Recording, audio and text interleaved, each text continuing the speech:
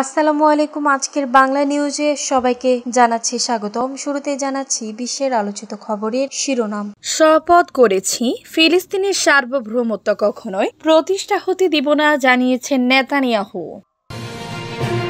খুব সহজে যুক্তরাষ্ট্রের সঙ্গে আমাদের মতবিরোধ সমাধান করা সম্ভব, জানিয়েছেন ইরানের প্রেসিডেন্ট। ট্রাম্পকে নোবেল শান্তি পুরস্কারে মনোনয়নের সুপারিশ নেতানিয়াহুর। নতুন ইউক্রেনীয় অঞ্চলে গ্রাম দখলের দাবি মস্কোর। ইরানের সক্ষমতা আছে 2 বছর ধরে ইসরায়েলে হামলা চালানোর, জানিয়েছেন আইআরজিসি।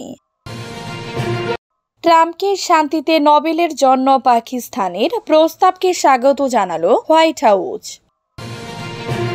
এতক্ষণ শুনছিলেন বিশ্ব আলোচিত খবরের সংবাদ শিরোনাম। এবার বিস্তারিত। আমাদের খবরটি যদি ভালো লেগে থাকে অবশ্যই লাইক, কমেন্ট, শেয়ার করতে ভুলবেন না। শপথ করেছি ফিলিস্তিনের সার্বভৌমত্ব কখনোই প্রতিষ্ঠা হতে দিব না, জানিয়েছেন নেতানিয়াহু।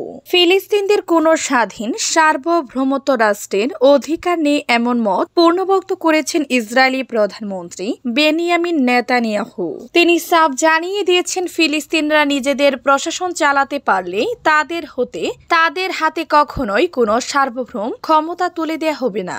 সোমবার 7 জুলাই যুক্তরাষ্ট্র সফরে হোয়াইট হাউসে প্রেসিডেন্ট ডোনাল্ড ট্রাম্পের সঙ্গে বৈঠককালে এসব মন্তব্য করেন তিনি। ওই বৈঠকে গাজায় যুদ্ধবিরোধী ও হামাসের হাতে আটক জিম্মিদের মুক্তি নিয়ে সম্ভাব্য চুক্তির বিষয়েও আলোচনা হয় বলে জানা গেছে। ওই বৈঠকে গাজায় যুদ্ধবিরোধী ও হামাসের হাতে আটক জিম্মিদের মুক্তি নিয়ে সম্ভাব্য চুক্তির বিষয়ে আলোচনা হয় বলে জানা গেছে। আল জাজিরা জানায়, নেতানিয়াহু বলেন, ফিলিস্তিনদের নিজেদের শাসন করার অধিকার থাকা উচিত, তবে যেসব ক্ষমতা আমাদের নিরাপত্তার জন্য হুমকি সৃষ্টি করতে পারে সেগুলো তাদের হাতে যাবে না। সামগ্রিক নিরাপত্তা সহ সব সার্বভৌম ক্ষমতা থাকবে ইসরায়েলের অধীনে। খুব সহজে যুক্তরাষ্ট্রের সঙ্গে আমাদের মতবিরোধ সমাধান করা সম্ভব, জানিয়েছেন ইরানের প্রেসিডেন্ট। ইরানের প্রেসিডেন্ট মাসুদ পেজিশকিয়ান বলেছেন, যুক্তরাষ্ট্রের সঙ্গে আলোচনা ও কথাবার্তার মাধ্যমে দুই দেশের মধ্যে বিরোধ মেটানো সম্ভব বলে বিশ্বাস করেন তিনি। তবে তিনি মনে করেন, সম্প্রতি ইরানে ইসরায়েল ও যুক্তরাষ্ট্রের হামলার ঘটনার পর এই আলোচনায় আস্থার বিষয়টি গুরুত্বপূর্ণ হয়ে উঠবে।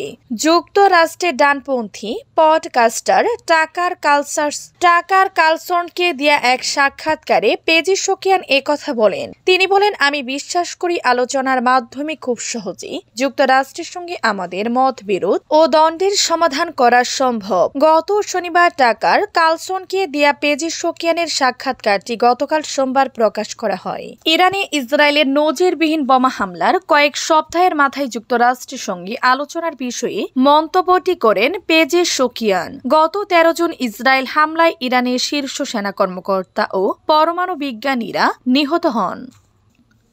ট্রাম্পকে নোবেল শান্তি পুরস্কারে মনোনয়নের সুপারিশ নেতানিয়াহুর। বিশ্ব শান্তি প্রতিষ্ঠায় বিশেষ করে মধ্যপ্রাচ্য গুরুত্বপূর্ণ ভূমিকার স্বীকৃতি হিসেবে যুক্তরাষ্ট্রের প্রেসিডেন্ট ডোনাল্ড ট্রাম্পকে নোবেল শান্তি পুরস্কারের জন্য মনোনয়নের সুপারিশ করেছেন ইসরায়েলের প্রধানমন্ত্রী বেনিয়ামিন নেতানিয়াহু। সোমবার যুক্তরাষ্ট্রের রাজধানী ওয়াশিংটনে হোয়াইট হাউসে আয়োজিত এক নৈশভোজ অনুষ্ঠানে প্রেসিডেন্ট ট্রাম্পের হাতে আনুষ্ঠানিকভাবে সুপারিশপত্রের একটি কপি তুলে দেন নেতানিয়াহু। এ সময় অনুষ্ঠানে উপস্থিত ছিলেন দুই দেশের উচ্চপদস্থ কর্মকর্তারা। চিঠি হস্তান্তরের সময় নেতানিয়াহু বলেন, তিনি ট্রাম্প আমাদের কথায় সাড়া দিয়ে একের পর এক দেশে ও অঞ্চলে শান্তি ফিরিয়ে এনেছেন। আমি প্রেসিডেন্টের কাছে নোবেল কমিটিতে পাঠানো আমার সুপারিশপত্র তুলে দিচ্ছি। এই মনোনয়ন তিনি পুরোপুরি প্রাপ্য। মনোনয়নের খবর পেয়ে ট্রাম্প তাৎক্ষণিক প্রতিক্রিয়ায় বলেন, আপনাকে অনেক ধন্যবাদ। আমি জানতামও না, বাহ, সত্যি দারুণ। আপনার কাছ থেকে পাওয়া এটি আমার জন্য খুবই তাৎপর্যপূর্ণ। নতুন ইউক্রেনীয় অঞ্চলে গ্রাম দখলের দাবি মস্কোর। রাশিয়া কয়েক মাস ধরে সীমান্তের দিকে অগ্রসর হয়ে ইউক্রেনের মধ্য অঞ্চলীয় দিনিপ্রো পেট্রোবস্কে প্রথম একটি গ্রামটি দখল করেছে। মস্কো সোমবার এ দাবি করেছে। রাশিয়ার প্রতিরক্ষা মন্ত্রণালয় এদিন জানায় তাদের সামরিক বাহিনী দিনিপ্রো পেট্রোবস্ক অঞ্চলে ক্রমবর্ধমান রুশ বিমান হামলার শিকার একটি গুরুত্বপূর্ণ শিল্প খনির এলাকা ডাসনি গ্রাম দখল করেছে। এই ঘোষণার আগে ইউক্রেনের সামরিক নিয়োগ কেন্দ্র সহ বেশ কিছু লক্ষ্যবস্তুতে বিপুল সংখ্যক ড্রোন ও ক্ষেপণাস্ত্র হামলা চালিয়েছে রাশিয়া।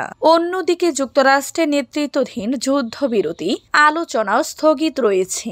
সাম্প্রতিক মাসগুলিতে সীমান্ত অতিক্রমকে রুশ বাহিনীর একটি গুরুত্বপূর্ণ কৌশল বলে ধারণা করা হচ্ছে।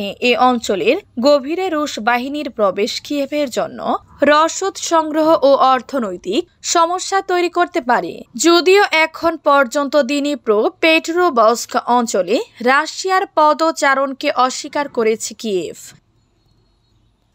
ইরানের সক্ষমতা আছে 2 বছর ধরে ইসরায়েলে হামলা চালানোর, জানিয়েছেন আইআরজিসি।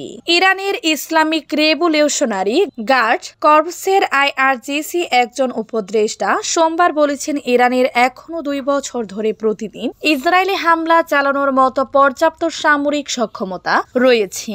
আইআরজিসির উপদেষ্টা মেজর জেনারেল ইব্রাহিম জাব্বারি আধা সরকারি মেহের নিউজ এজেন্সিকে বলেছেন, আমাদের সশস্ত্র বাহিনী এখন চূড়ান্ত প্রস্তুতির অবস্থানে রয়েছে। বর্তমানে আমাদের যে ওয়ার হাউস, ভূগর্ভস্থ ক্ষেপণাস্ত্র ঘাঁটি এবং সামরিক স্থাপনা রয়েছে সেগুলোর অধিকাংশ আমরা এখনো প্রকাশ করিনি। তিনি বলেন, ইসরায়েল ও যুক্তরাষ্ট্রের সঙ্গে যদি আমাদের পূর্ণাঙ্গ যুদ্ধ হয়, আমরা 2 বছর ধরে প্রতিদিন তাদের দিকে ক্ষেপণাস্ত্র ছুড়লেও আমাদের ক্ষেপণাস্ত্র সরবরাহ শেষ হবে না।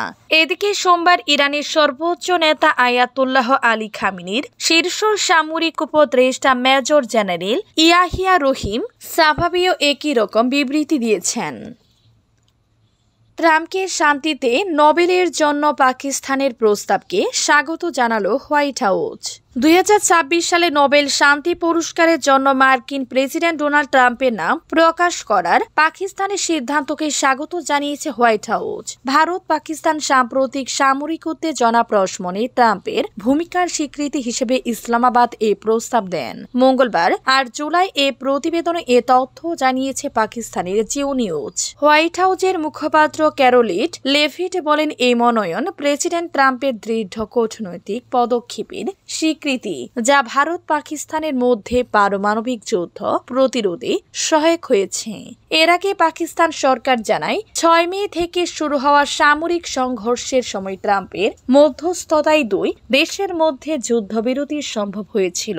নরওয়ের নোবেল কমিটির কাছে ইতিমধ্যে প্রস্তাব পাঠানো হয়েছে বলেও জানান ইসলামাবাদ। ট্রাম্পকে এর আগে ইসরায়েল ইরান উত্তেজনা প্রশমনে ভূমিকার জন্য 2026 সালে নোবেল শান্তি পুরস্কারে মনোনয়ন দিয়েছিলেন মার্কিন কংগ্রেসের এক রিপাবলিকান সদস্য।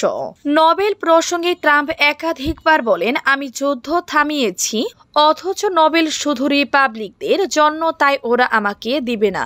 প্রসঙ্গত, ভারত পাকিস্তান সাম্প্রতিক যুদ্ধ পরিস্থিতির সূচনা হয় ভারতের একাধিক অপ্ররোচিত ক্ষেপণাস্ত্র হামলার মাধ্যমে। এর জবাবে পাকিস্তান অপারেশন বুনিয়াম